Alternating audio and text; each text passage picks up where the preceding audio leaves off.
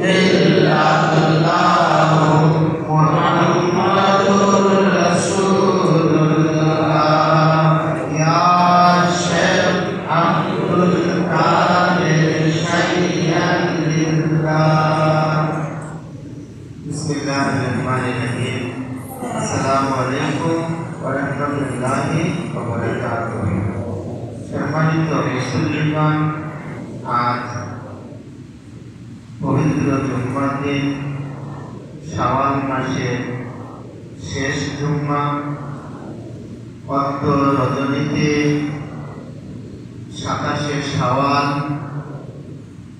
বাদ মাগরিব শাহ মেদিনীপুর আলী আব্দুল কাদের শামসুল কাদরি আল মারুফা হযরত মাওলানা সৈয়দনা সৈয়দ শাহ মুর্শিদ আলী আল কাদরি আল হাসানি আল হুসাইনি আল বাগদাদি আল মিদনাপুরি আলাইহিস সালাম পাকের মহাপবিত্র ওরস শরীফ। আঞ্জুমানে কাদরিয়া দৌলতিয়া খানকা শরীফ মসজিদ পাকে বাদ মাগরিব ওরস শরীফ অনুষ্ঠিত হবে। বাদ এশা মিছিল পাক বেরোবে এখান থেকে এবং রাত 10:11 নিয়াজ পাক তাবারুক পাক তাফসীর করা হবে। আপনারা যারা উপস্থিত রয়েছেন এবং যারা অনুপস্থিত রয়েছে তাদের কাছে ইনশাআল্লাহ মেহেরবানি করে দাওয়াতটা পৌঁছানোর চেষ্টা করবেন। এবং এই মুহূর্তে আঞ্জুমানে কাদরিয়া দৌলতিয়া খানকা শরীফ অফিসে নিয়াজ পাকের তাবারুক পাকের স্লিপ পাক আপনারা সংগ্রহ করতে পারবেন। এই স্লিপ পাক এখন থেকে দেওয়া হচ্ছে, বাদ জুম্মা থেকেও মানে আপনার মিলাদ শরীফের মাধ্যমে আপনাদের সুবিধার্থে এই কাজগুলো আঞ্জুমান ব্যবস্থা নিয়েছেন। অনেকে হয়তো একটু দেরি করে আসেন বা আপনাদের সুবিধার জন্য ম্যানেজমেন্ট এই ব্যবস্থাগুলো গ্রহণ করেছেন। শাহেনশাহ মেদিনীপুর হুজুর সৈয়দনা মওলা পাক যার নাম পাকের উপরে রাজবাড়ি থেকে একটা স্পেশাল ট্রেন যায়, ওই ট্রেনটা 14 ফাল্গুন যায়, অর্থাৎ 14ই ফেব্রুয়ারি রাত্রে এখান থেকে আপনার মেদিনীপুর শরীফের উদ্দেশ্যে ছেড়ে যায়। তো ওটা ছিল বাংলা তারিখ হিসাবে আপনার ফাল্গুন মাসের 4 তারিখে ইন্ডিয়াতে আপনার এই ওরস শরীফটা অনুষ্ঠিত হয়। কিন্তু মওলা পাক উনি আরবি তারিখ হিসাবে 27শে শাওয়াল দিবাগত রাত্রে তিনি পর্দা নেন। তো তথা দুনিয়া থেকে চলে যান। মোল্লাপাক পর্দানের তথা বেসালে হক ওনার পবিত্র দেহ মোবারক ত্যাগ করেন 27শে শাওয়াল রজনীতে।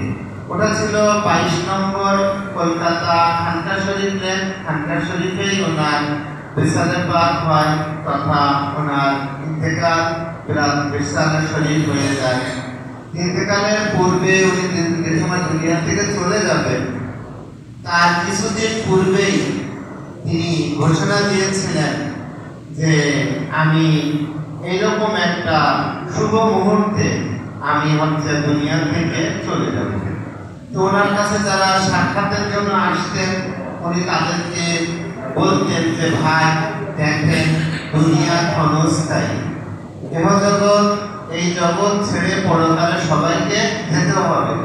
সুতরাং এই জায়গাতে আপনারা যে যতটুকু আমল করবেন, ইবাদত করবেন, বন্দেগী করবেন, পরকালে সেইভাবে আপনারা সেভাবে নাজাতে আপনাদের পাথেয় হবে। এই নসিহত তিনি তার পূর্ব মুহূর্তে সবসময় এটা তার মুরিদদের জন্য দিয়ে যেতেন এবং সবসময় বলতেন যে তোমরা সবসময় পরকালের জন্য, আল্লাহ পাকের সন্তুষ্টির জন্য, আল্লাহ রাসূলের সন্তুষ্টির জন্য পবিত্র আহলে বায়াত পাকদের গোলামি যেন আল্লাহ পাক যেন তোমাদেরকে কবুল করে। এইভাবে তিনি দিয়ে যেতেন এবং বলতেন যে হুজুর আপনি চলে যাচ্ছেন, তাহলে আমাদের পরবর্তীতে কে হবে? তখন হুজুর সাইয়েদনা মওলানা আলাইহিস সালাতু ওয়াস সালাম তিনি বললেন, কোরআন শরীফে এই ঘটনাটা লেখা আছে। আল্লাহ পাক কোরআন শরীফে বলছেন ওয়াইযিবিতলা ইব্রাহিম আলাইহি বিকালিমাতিন ফাতামাহুন্না ক্বালা ইন্নী জাইলুকা লিন-নাসি ইমামান, আমি আপনাকে সমগ্র মানব জাতির ইমাম বানাবো। তখন হযরত ইব্রাহিম আলাইহিস সালাম বললেন আমি আপনাকে সমগ্র মানব জাতির ইমাম বানাবো। তখন ইব্রাহিম আলাইহিস সালাম আল্লাহর কাছে ফরিয়াদ করে বললেন, ক্বালা ওমিন যুররিয়াতি, আমার বংশধারা থেকে কি এই ইমামতের সিলসিলাটা কি জারি থাকবে? এটা কোরআন শরীফের আয়াত। আল্লাহর কাছে বলেছিলেন, আল্লাহ তুমি তো আমাকে ইমামতটা দিলে, এই ইমামতের সিলসিলাটা কি আমার বংশধরের মধ্যেও থাকবে? তখন আল্লাহ রাব্বুল আলামিন বললেন, হ্যাঁ থাকবে, কিন্তু একটা শর্ত। সে শর্ত হচ্ছে লা ইয়ানালু আহাদিস জালিমিন, আমার এই অঙ্গীকার অর্থাৎ ইমামতের এই অঙ্গীকারটা যারা জালেম হবে, যারা আল্লাহ রাসূলের পথ থেকে, শরীয়তের পথ থেকে যারা সরে যাবে, ইমামতের এই সিলসিলাটাকে যারা মানবে না, তাদের জন্য আমার এই অঙ্গীকারটা কার্যকর হবে না। অর্থাৎ আমার ইমামতের এই শর্ত হচ্ছে ইনসাফ, ন্যায়, নীতি, আদর্শ তথা রাসূল পাক সাল্লাল্লাহু আলাইহি সাল্লামের নকশে কদমের উপরে তাকে প্রতিষ্ঠিত থাকতে হবে, তাহলে তিনি এই ইমামতটা পাবেন। তখন তিনি মওলা পাক বললেন যে আমি মহান আল্লাহ পাকের অনুগ্রহে আমি আমার মধ্যম পুত্রকে আমি পরবর্তী জানশীন তথা সত্যজানশীন হিসাবে তোমাদের জন্য ঘোষণা করিতেছি, এবং আমাকে যেরূপ তোমরা পেয়েছো আমার সন্তানের মাধ্যমে, আমার সেই আপনার আওলাদের মাধ্যমে পরবর্তী সত্যজানশীন হযরত মাওলানা সাইয়েদনা সৈয়দ শাহ মুস্তারশিদ আলী আল কাদরি আল হাসানি আল হুসাইনি আলাইহিস সালাতু ওয়াস সালাম পাকের মাধ্যমে তোমরা পাবে। উনি ওনার পরবর্তী সত্যজানশীন বলেন হওয়ার পরে তিনি প্রথমেই ওই দিনই ওনার ঘোষণা করলেন যে আমি আমার ইন্তেকালের পরে জানাজা হবে, সেই জানাজাটা হবে অর্থাৎ গড়ের মাঠে।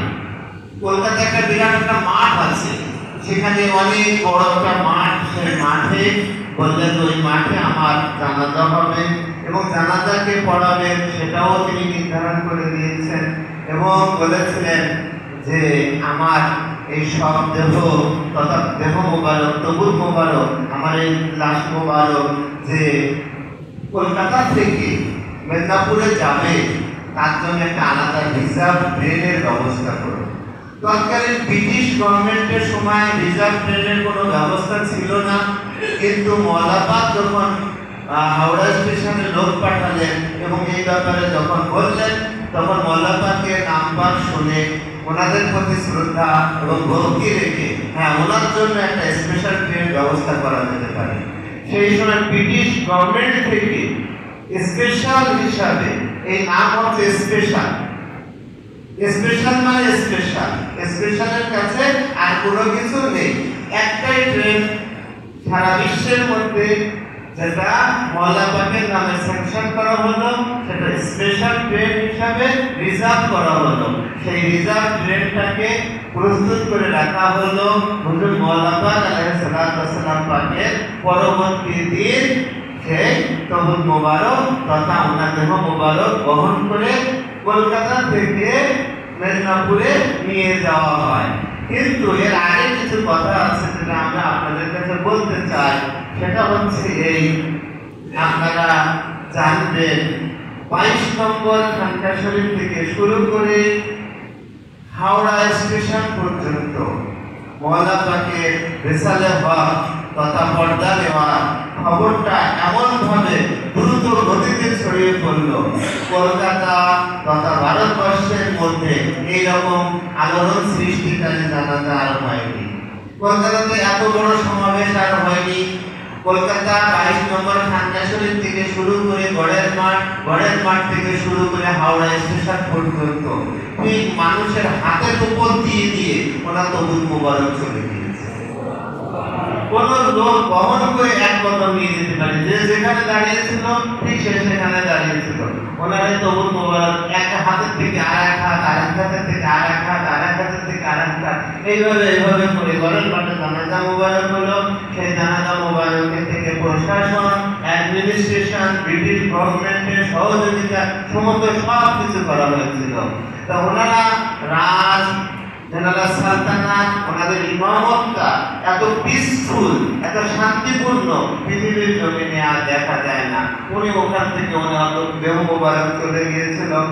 দেহ মোবারক চলে যাওয়ার পূর্বে 17 দিন আগে উনি কয়েকজন লোককে মেদিনীপুর শরীফে পাঠিয়েছিলেন।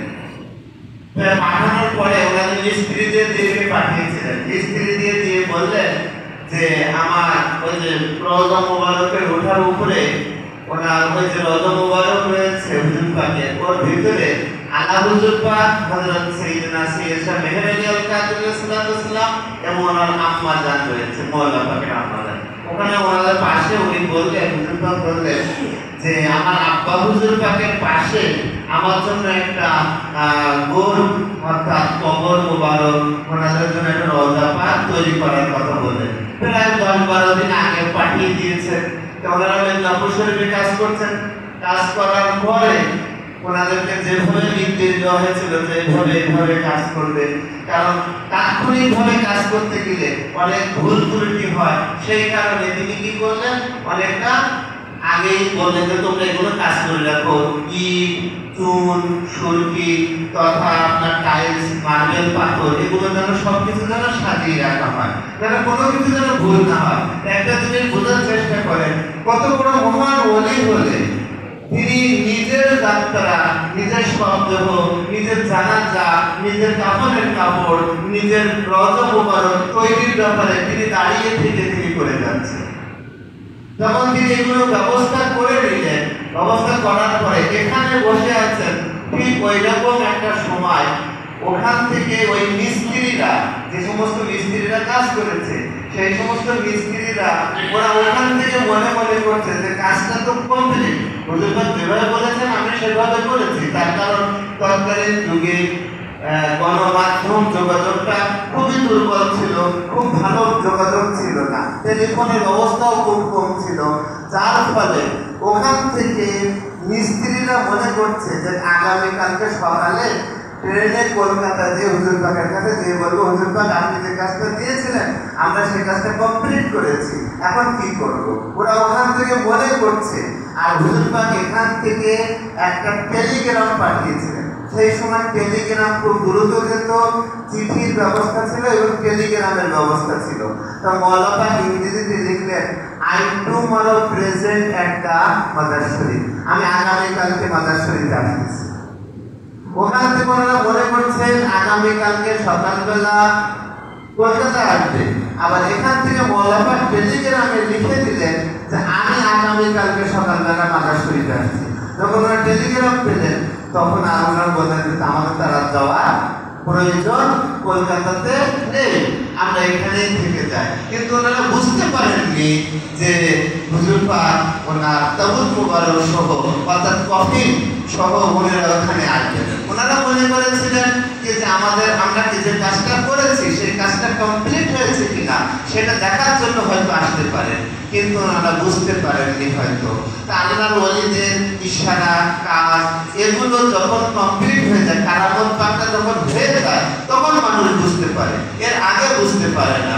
তো মওলা পাক ওনার অসীম কৃপাতে হুজুর পাকের নেক রহম ও করমে পরবর্তী উত্তরাধিকারীটাকে উনি সাজ্জাদা শরীফে বসালেন।